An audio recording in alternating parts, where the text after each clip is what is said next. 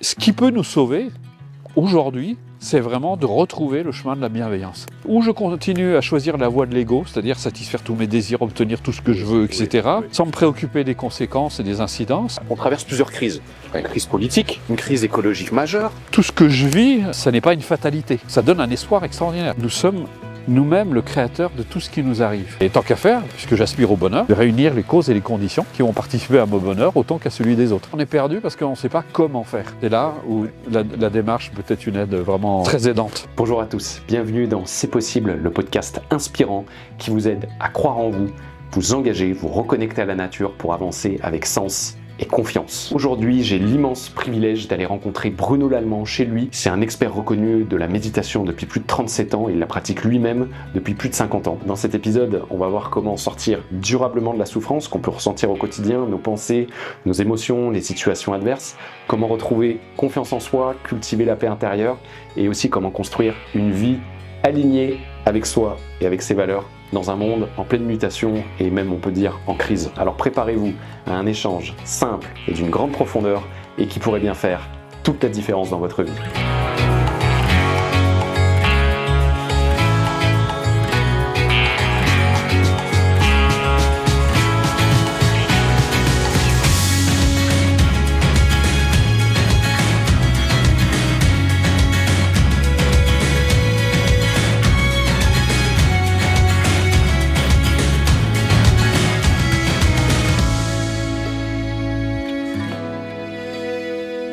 Merci d'écouter C'est possible, le podcast est disponible en audio sur Spotify, Apple Podcasts, Deezer et en vidéo sur YouTube. Et si vous souhaitez souscrire au programme de cours que propose Bruno Lallemand, rendez-vous sur coursbruno.fr et utilisez le code L1C-du-milieu quiétude, Q-U-I-E-T-U-D-E.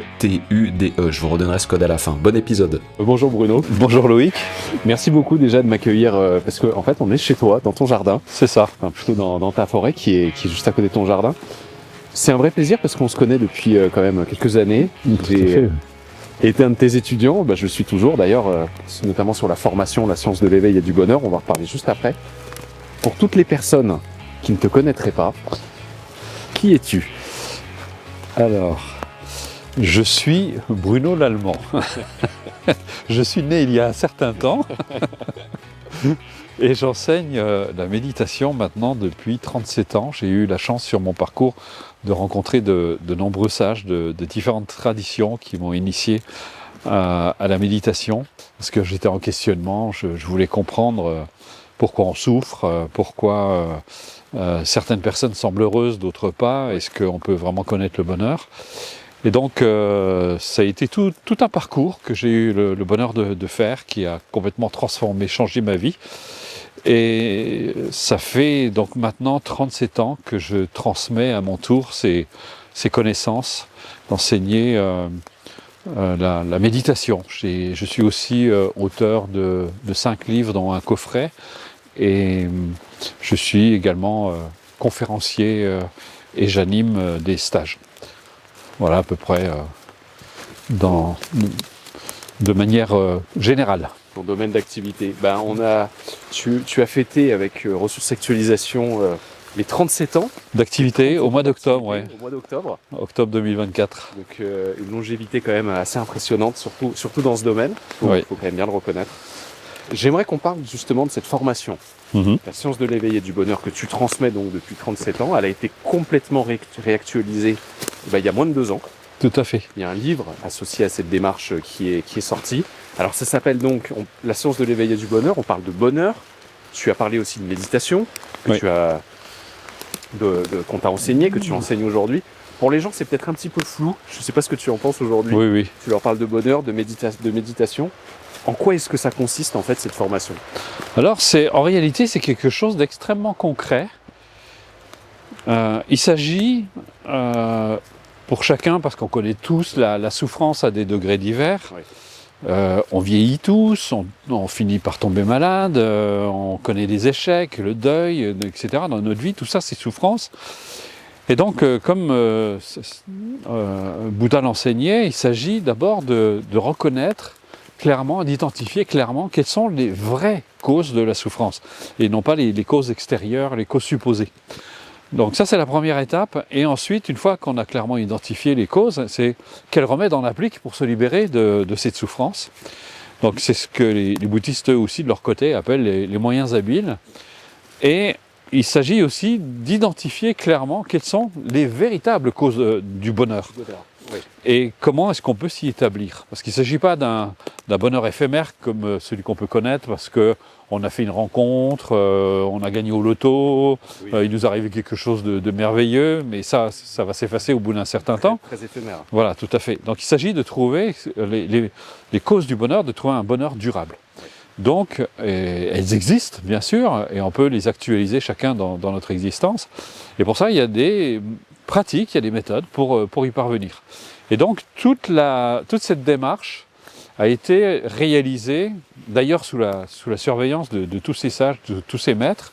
Elle a été réalisée pour permettre à chacun d'intégrer dans son existence. Alors, petite particularité, parce qu'il y a des personnes qui me disent, mais à ce moment-là, on peut devenir bouddhiste, on peut faire...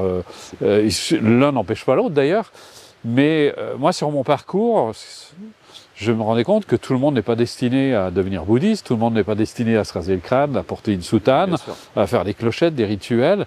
Et moi-même, j'aspirais à avoir une démarche que je puisse appliquer dans le quotidien, quelle que soit la vie que je mène, et que je ne sois pas obligé de suivre une tradition en particulier. J'avais besoin de cette liberté. Et donc, c'est cette liberté que j'ai voulu offrir aux gens en réalisant cette démarche qui respecte en même temps tous les fondamentaux qu'on retrouve dans cette tradition humaine. J'aimerais rebondir sur ce que tu viens de dire. J'ai interviewé beaucoup d'étudiants de cette formation qui me disent systématiquement que c'est quelque chose de simple, d'accessible et de très agréable à pratiquer. Je trouvais ça étonnant, et je ne sais pas si étonnant c'est le bon mot, dans le sens où tu as quand même transmis des savoirs millénaires, transmis par des grands maîtres. Parfois, tu parlais du bouddhisme. Il faut le reconnaître, si on se met un peu à étudier le bouddhisme, c'est ardu, c'est vrai. C'est un peu ardu. J'avais fréquenté à un moment quelques enseignants bouddhistes. Bon, il y a même des journalistes qui disent que ça s'assimile un peu à des mathématiques. Oui, c'est ça. Comment est-ce que tu as fait pour rendre ça aussi simple et accessible pour les gens? En fait, il y a tout un travail de traduction parce que moi-même, comme j'ai passé 15 ans avec les bouddhistes, j'ai étudié aussi d'autres traditions, ça m'intéressait. Et je me posais toujours la question, puisque j'ai fait des études de psychologie aussi, et je trouvais ça, même les études de psychologie, je trouvais ça très compliqué. Et chaque fois, je me posais la question, mais qu'est-ce qu'ils essaient vraiment de dire derrière? Qu'est-ce que ça veut dire tout ça? Et donc, je prenais le temps, j'ai énormément médité là-dessus, pour essayer de me dire, mais comment est-ce qu'on peut transmettre ça dans des mots simples? D'ailleurs, je me rappelle un jour, il y a un film magnifique qui s'appelle Philadelphia, et Tom Hanks rencontre, enfin il joue le rôle, il joue son rôle, et quand il est reçu par l'avocat lui dit dites-moi tout ce que vous avez à me dire, mais comme si j'étais un enfant de 9 ans. Et je me suis dit, mais c'est ça qu'il faut faire, c'est pour que ça soit accessible à tout le monde. Je vais essayer d'imaginer que je m'adresse à des enfants, et comment est-ce que je vais leur parler, comment est-ce que je vais leur dire. Non pas pour les infantiliser, mais pour que vraiment tout le monde puisse saisir le message. Parce que je trouve, c'est un peu dommage, c'est souvent très ésotérique, et c'est pas accessible à tout le monde. Et pourtant, quand on a bien pris le temps de comprendre ce qu'il y a derrière, le message est très clair et il est très simple. Ouais.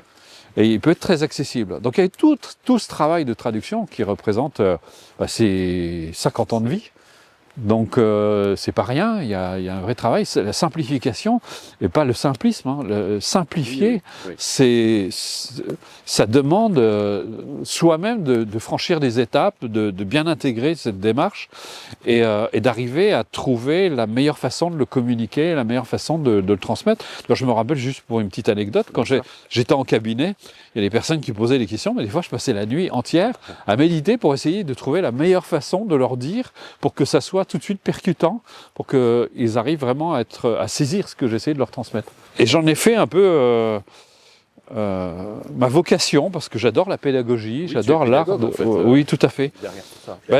J'ai eu le bonheur de rencontrer Gérard Durus, qui était aussi un très très bon pédagogue. Il avait l'art de rendre des choses très complexes, très simples, accessibles à tout le monde. Et moi, finalement, je lui ai emboîté le pas et je trouve que c'est passionnant.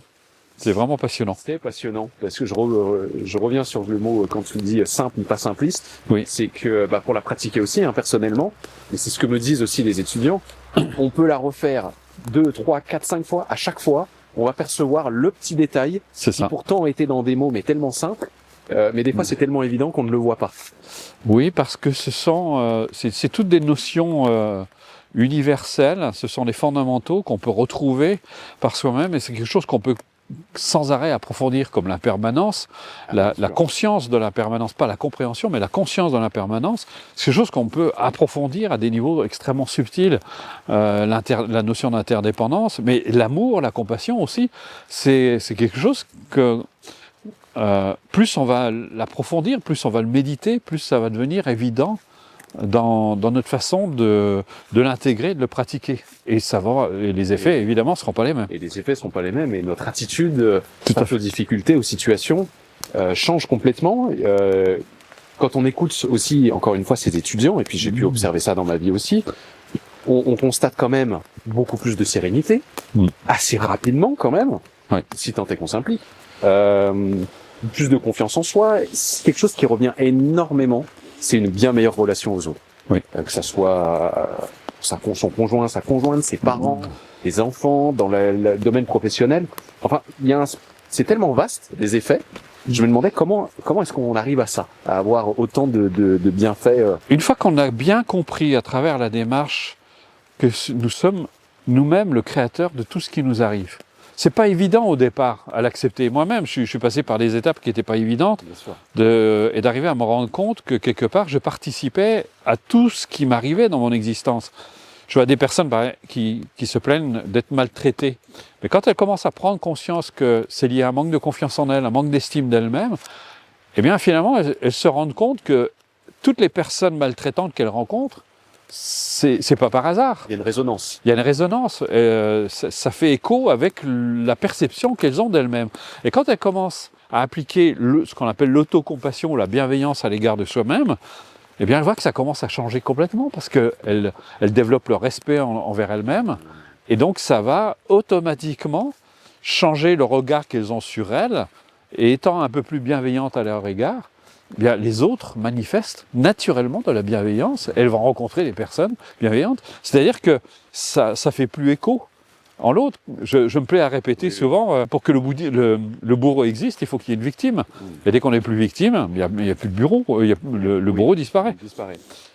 Si j'arrête de me comporter comme un paillasson, les gens seront peut-être moins enclins à s'essuyer les pieds sur moi pour être imagé. C'est exactement ça. Et si par contre j'ai beaucoup plus d'amour et de respect pour moi, naturellement ça en impose, je sais pas.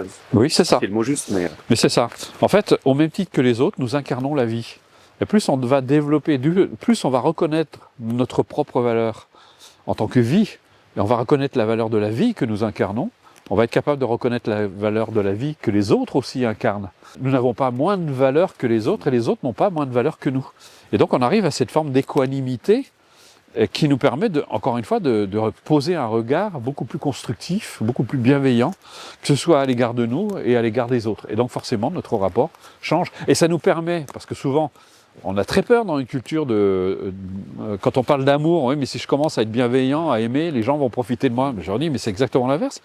Parce que l'amour, quand on a de l'amour pour soi, eh bien, on ne se laisse plus maltraiter. On se dit, mais parce que c'est comme si, je prends l'exemple, on ne va pas supporter, on ne va pas accepter que quelqu'un maltraite notre enfant parce qu'on l'aime.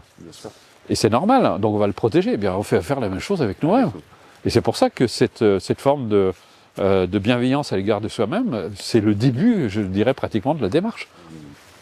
Tu parlais justement de bienveillance, c'est quand même un repère fondamental qu'on est en train de perdre, et j'aimerais terminer, parce qu'on arrive à la fin de cet échange, s'adresser aux jeunes, à la jeune génération, qui rencontre aujourd'hui, alors à chaque génération on peut dire ça, c'est peut-être mon jeune âge qui me fait dire que les jeunes ont plus de défis qu'avant, mais moi j'ai quand même ce sentiment qu'aujourd'hui on traverse plusieurs crises. Une crise politique, il n'y a pas besoin de vous expliquer pourquoi, notamment dans notre pays, une crise écologique majeure, il y a le terme d'éco-anxiété, il y a des maladies mentales qui se développent face à l'incertitude, toutes les crises climatiques, on se dit mais dans quel monde en fait je vais vivre? C'est des maladies mentales qui n'existaient pas avant, ou des troubles en tout cas. comment est-ce que cette démarche, et je pourrais citer plein d'autres choses, je voulais ici, cette société aujourd'hui qui a tendance à favoriser l'ego, il y a les réseaux sociaux qui ont eu du bon et du moins bon par rapport à ça. La jeune génération a peut-être rejeté certaines valeurs traditionnelles qui avaient leurs limites, tout à fait. mais on a l'impression qu'on jette un peu le bébé avec l'eau du bain et que finalement on n'est pas plus heureux qu'avant. C'est ça. Alors comment est-ce que cette démarche pourrait les aider? Alors d'abord, il y a une chose qu'il faut reconnaître, c'est qu'on arrive au bout d'un processus qui ne fonctionne plus. Oui. Aujourd'hui, on est en train de récolter tout ce qu'on a semé, mais depuis très très longtemps, depuis depuis que l'homme existe. Il a emprunté des chemins. Déjà, simplement, on cherche à satisfaire tous nos désirs, mais sans se préoccuper des incidences, des conséquences que ça peut avoir. Et là, on commence à en récolter les fruits. On récolte les fruits de tout ce qu'on a semé. Donc, d'un point de vue écologique, on est en train de vivre une catastrophe écologique majeure. Au niveau politique, on ne croit plus du tout dans l'autorité. Il y a un rejet de l'autorité. Il y a quelque chose qui est... Pour l'instant, on est dans la crise. Et c'est intéressant parce qu'en grec, crise, ça veut dire faire un choix. Donc, on a un choix à faire. La question, c'est est-ce qu'on va faire le bon choix? De quel côté on va basculer? Et aujourd'hui, je dirais que... Parce que moi-même, j'étais un jeune qui était en manque de repères, qui était dans un milieu relativement chaotique, et je peux un peu le comparer avec le chaos dans lequel on vit sur le plan mondial, social, à tous les niveaux. On a besoin de repères. Et il y a une chose qui est très importante, il faut arriver à dépasser le sens de l'ego. Parce que l'ego, c'est la destruction assurée. Il faut qu'on retrouve le chemin de la bienveillance. Oui. Et comme je l'ai dit tout à l'heure, la bienveillance à l'égard de soi-même, d'apprendre à se respecter, à s'aimer, parce qu'aujourd'hui, je constate, chez beaucoup de jeunes d'ailleurs, un comportement très autodestructeur. On se drogue, on boit beaucoup, on expérimente toutes sortes de choses, mais avant on nous donnait des limites. J'ai l'impression qu'aujourd'hui on ne se donne plus de limites et on est prêt à tout faire, mais là aussi, encore une fois, sans se préoccuper des conséquences. À un moment ou à un autre, on va le payer très cher. Et ce qui peut nous sauver, aujourd'hui, c'est vraiment de retrouver le chemin de la bienveillance. Et quand je dis le chemin de la bienveillance, ça ne veut pas dire, parce que je pense que dans notre culture, il y a cette peur d'être... ouais, mais je ne peux pas être gentil avec tout le monde, parce que tout le monde n'est pas gentil. Ça n'a rien à voir avec ça. Ça n'empêche pas la fermeté, ça n'empêche pas quelqu'un, dans l'amour d'ailleurs, on doit être capable de faire preuve de fermeté parfois, de recadrer certaines personnes, parce qu'elles débordent, parce qu'elles vont trop loin. Il y a cette vision un peu romantique de l'amour. Complètement. Tout beau, tout gentil. Alors c'est ça. C'est pas du tout ça. C'est pas du tout ça.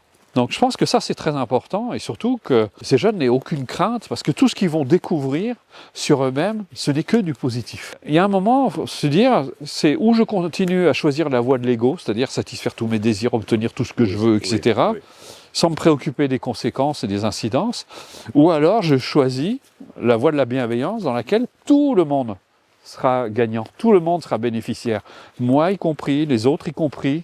Alors que la voie de l'ego, c'est moi. Mais il y a un moment, on s'appauvrit soi-même, on appauvrit les autres évidemment, et personne n'est heureux. Donc à un moment, on se pose la question, comment je fais? Et ce qui est important, il y a une notion qui est fondamentale, moi qui personnellement m'a beaucoup aidé, c'est de comprendre la notion, c'est une notion qui est très chère aux bouddhistes, qu'ils appellent la vacuité. Alors, en fait, ça veut simplement dire que tout ce que nous vivons, ici et maintenant, c'est l'aboutissement d'un grand nombre de causes et de conditions. Ça veut donc dire que tout ce que je vis, ça n'est pas une fatalité. C'est-à-dire que ça peut être changé. Ça donne un espoir extraordinaire. Quand j'ai pris conscience de ça, je me suis dit, mais ça veut dire que rien n'est figé dans l'univers. Voilà. Et que j'y participe consciemment ou inconsciemment, je participe à ce qui m'arrive. Donc, je suis moi-même le créateur de ma propre vie. C'est ce qu'on a dit tout à l'heure. Et une fois qu'on a compris ça, se dire, mais maintenant je peux créer la vie que je veux, à laquelle j'aspire. Et tant qu'à faire, puisque j'aspire au bonheur, c'est de créer du bonheur, c'est de réunir les causes et les conditions qui vont participer à mon bonheur autant qu'à celui des autres. Et là, tout le monde est satisfait. Donc en appliquant la vacuité, si je comprends bien, c'est que jusqu'à aujourd'hui, inconsciemment, j'ai semé ce que je récolte aujourd'hui, mais en devenant plus habile et un peu plus conscient, je peux semer autre chose. Bien sûr. Et récolter autre chose. Ouais. C'est des enseignements qui sont donnés depuis la nuit des temps d'ailleurs. Parce que tu as dit justement, on récolte ce qu'on en sème. C'est pas moi qui l'ai dit, c'est millénaire. Bien sûr. Donc une fois qu'on a pris conscience de ça, de se dire, mais je vais peut-être semer autre chose aujourd'hui. Et le problème, c'est que je pense qu'on est perdu parce qu'on ne sait pas comment faire. Le comment, et c'est là où la démarche peut être une aide vraiment très aidante. Aidante et salutaire et encore une fois libre. Libre de toute orientation, de toute adhésion. Et je t'entends souvent citer Bouddha, ne croyez jamais ce que je vous dis, vérifiez-le. Donc c'est ce que j'aime beaucoup dans toute ta démarche, et on arrive à la fin, je vais te laisser le mot de la fin, c'est qu'en fait c'est une invitation que tu fais, ni plus ni moins. Est-ce que tu aimerais dire un mot de la fin pour toutes les personnes qui nous regardent? Ben oui, comme je me plais souvent à le répéter, mais on se plaint qu'il n'y a pas d'amour dans notre société, sauf que personne n'en met, donc ça risque pas d'arriver. Non. Donc mettons tous ensemble. Je pense qu'aujourd'hui, il faut retrouver cet esprit solidaire, cet esprit d'unité. Aimons-nous, c'est pourtant Christ qui l'a dit, hein, aimons-nous les uns les autres. Eh bien, aimons-nous, mettons de l'amour dans cette satanée société qui en a cruellement besoin aujourd'hui, parce que si on ne le fait pas, eh bien, on va vers la destruction, tout simplement. Devenons co-créateurs de notre existence et créons autre chose que ce qu'on a créé jusqu'à aujourd'hui, tout simplement. Et je terminerai avec une de tes citations que j'adore, qui résume tout. Hein. Qui mieux qu'une personne heureuse peut apporter du bonheur aux autres. C'est ça. Voilà. Merci beaucoup.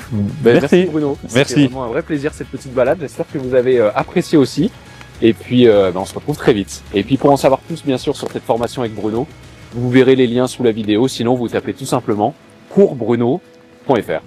Voilà. Au revoir. Au revoir. Et comme promis, je vous redonne le code qui vous permet de bénéficier de 5% de réduction sur le programme de cours de Bruno. L1C-du-milieu quiétude QUIETUDE. Et cela permet aussi de soutenir le podcast.